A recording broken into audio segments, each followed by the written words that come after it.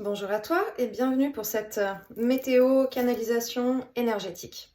Alors peut-être que tu as remarqué, peut-être que tu as ressenti depuis quelques jours que ça commence à bouger très fort et que c'est plutôt inconfortable. Nous avons le 25 la nouvelle lune accompagnée d'une éclipse solaire partielle. Donc ça bouge énormément dans les énergies et ça va être extrêmement puissant et probablement certainement assez inconfortable. Ce qu'on me montre dans les énergies, dans cette situation et dans les ressentis, on a commencé par me montrer d'abord un ascenseur. Et un ascenseur ensuite avec des turbulences. Donc j'ai posé la question et j'ai dit, je vois pas tellement le principe de l'ascenseur avec des turbulences. Est-ce que ce serait pas plutôt une fusée avec des turbulences? Et on m'a répondu non parce que vous n'ascensionnez pas aussi vite que ça.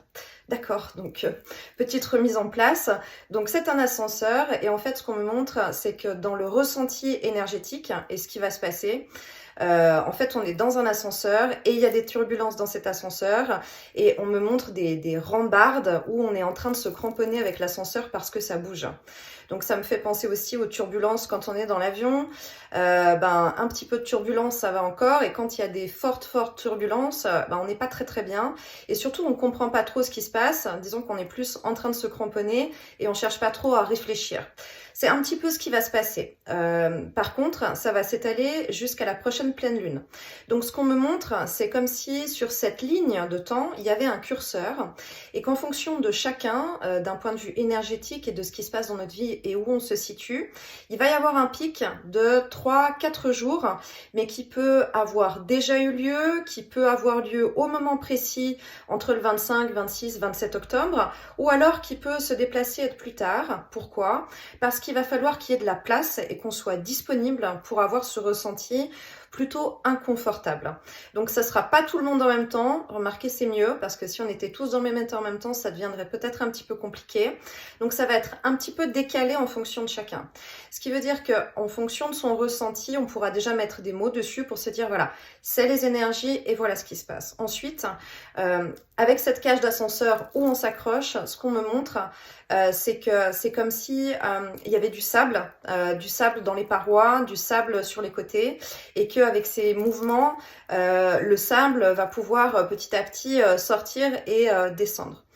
Donc, ce que ça me dit et ce que ça représente, c'est que ça va aller ébranler en nous des choses qui sont peut-être encore des mémoires, des vieux souvenirs, encore des restes de poussière, de trauma ou de blessures qu'on pense avoir certainement bien guéri, bien conscientisé et bien libéré, mais il y a peut-être encore quelques résidus et en fait la cage d'ascenseur va beaucoup bouger avec ses fortes énergies pour nous permettre de nettoyer et de faire sortir tous ces résidus. Ce qui veut dire que attention avec ces ressentis, ça veut bien dire que ça va être à l'intérieur de nous ce qui va se passer et que cet inconfort, on peut se sentir énervé, stressé, un peu anxieux, dérangé comme ça vient bien de l'intérieur de nous et ce ne sera pas à mettre sur le dos des autres ou de situations qui pourrait y avoir dans notre vie parce que ça vient un travail qui se fait pour que nous-mêmes nous puissions nous libérer de ces poussières. Ce qu'il peut y avoir comme ressenti aussi, c'est la sensation d'un blocage au niveau centre-cœur et la sensation d'un blocage au niveau du chakra de la gorge. L'impression qu'on a quelque chose à dire ou que quelque chose doit sortir, mais on n'a pas forcément conscience de ce que c'est. On n'arrive pas forcément à mettre des mots dessus. On a une sensation d'oppression ici un petit peu intérieure. Alors, respirer, si on pratique des postures de yoga, tout ce qui va travailler au niveau de l'ouverture du cœur, ça peut être très bien. L'ancrage va vraiment être particulièrement important. Travailler son ancrage vraiment le plus possible, son ancrage à la terre, son enracinement en conscience, c'est aussi quelque chose qu'on peut demander. Vous pouvez demander aux énergies, aux guides qui vous accompagnent de renforcer dans cette période-là votre ancrage à la terre de manière à vous sentir vraiment aligné, renforcer votre ancrage terre-ciel pour pouvoir vivre au mieux cette situation. Ensuite, c'est pas la période qui va être idéale pour être dans des méditations, dans du calme, du silence, du repos, de l'introspection, parce que ça va nous agacer. Ça va être tout l'inverse qu'il va falloir faire. Donc là, ce que ça me montre, c'est vraiment utiliser le corps et être dynamique de manière à pouvoir équilibrer les énergies et je dirais se débarrasser du trop-plein et de l'énervement qu'on pourrait avoir. Donc ça va vraiment être des mouvements du corps qui sont dynamiques. Cette fois-ci, ce serait plutôt courir qu'aller marcher. Ce serait plutôt des mouvements qui seraient en force au niveau musculaire, danser de manière très tonique. Il y a plein de choses qu'on peut faire. On peut tout d'un seul coup décider de bouger les meubles chez soi ou de refaire tout l'agencement de la cuisine, par exemple. Voilà, des choses qui vont être vraiment pour être dans l'action, dans le mouvement, de manière à pouvoir libérer un maximum ces énergies et en même temps, ça va permettre au mental d'être beaucoup plus aligné et nous, ça va nous permettre de quelque part décharger, défouler une partie de cette énergie pour ne surtout pas que ça reste à l'intérieur. Parce que si ça reste à l'intérieur et qu'on ne trouve pas un moyen de canaliser ça, on pourrait, ça va plus que la colère, hein. Il pourrait vraiment y avoir un sentiment de révolte, de rage, un besoin de crier, un besoin d'être très fort, de casser quelque chose, de sortir quelque chose. Et on pourrait avoir beaucoup de regrets après parce que ce serait probablement disproportionné par rapport à une situation puisque encore une fois, ce sont des énergies qui nous permettent de travailler à l'intérieur de nous et ce n'est pas les situations extérieures qui provoquent ça, c'est vraiment ce qui est en train de se passer. On me parle vraiment de cet ancrage à la terre et de ce renforcement au niveau des jambes. Ça fait plusieurs semaines que vraiment il y a un fil conducteur avec ça et je déroule la pelote de semaine en semaine avec ces indications. Le renforcement des jambes semble extrêmement important.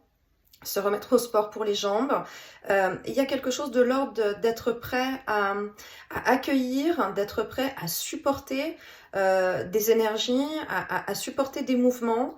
Ce qu'on me montre aussi dans ces fluctuations énergétiques, en tout cas jusqu'à cette prochaine pleine lune, c'est que c'est un peu le même principe aussi que les tremblements de terre. C'est-à-dire que avant une très grosse secousse du vrai tremblement de terre, avant ça on a quelques secousses qui sont annonciatrices, qui en principe vont en devenant de plus en plus puissantes. Ensuite, il y a vraiment le tremblement de terre en soi, et après il y a des répliques. C'est un petit peu ce qui peut se passer. Donc on peut avoir senti un inconfort au préalable, c'était peut-être quelques secousses préparatrices, il va y avoir un pic, et ensuite il va y avoir quelques répliques. Ça nous permet d'aller voir encore une fois en nous. Ça va pas être très agréable parce que ça parle d'un miroir intérieur. Donc on va devoir peut-être aller encore regarder quelque chose qu'on n'avait pas envie de voir jusque-là, quelque chose dans son comportement, quelque chose qu'on n'a pas encore réglé, quelque chose qu'on a peut-être aussi volontairement un petit peu laissé de côté parce qu'on n'a pas eu le temps vraiment de le faire. Ça va passer, mais c'est vrai qu'il va falloir un petit peu se cramponner et s'accrocher à la rambarde de cet ascenseur. J'espère que ces indications vont pouvoir vous aider à mieux traverser cette période avec le sourire, avec de l'humour et puis avec de la dérision parce que de toute façon, je dirais que c'est le meilleur moyen de passer tout ça, d'essayer d'en rire, d'essayer de mettre des mots dessus, de pouvoir communiquer et puis si on n'arrive vraiment pas du tout à communiquer, on va courir ou alors on va chanter, on va danser, on va essayer de bouger de manière à s'aligner le plus possible. C'est toujours pour notre bien, c'est toujours ce principe d'ascenseur qui passe d'un étage à l'autre parce que petit à petit on augmente notre travail sur nous, on augmente notre alignement, notre développement personnel, vraiment notre vraie personnalité avec notre cœur pour pouvoir augmenter notre rayonnement. Donc quoi qu'il en soit, même si c'est pas toujours facile, c'est toujours positif. Voilà. Donc je vous souhaite une bonne nouvelle lune et à très bientôt. Bye bye.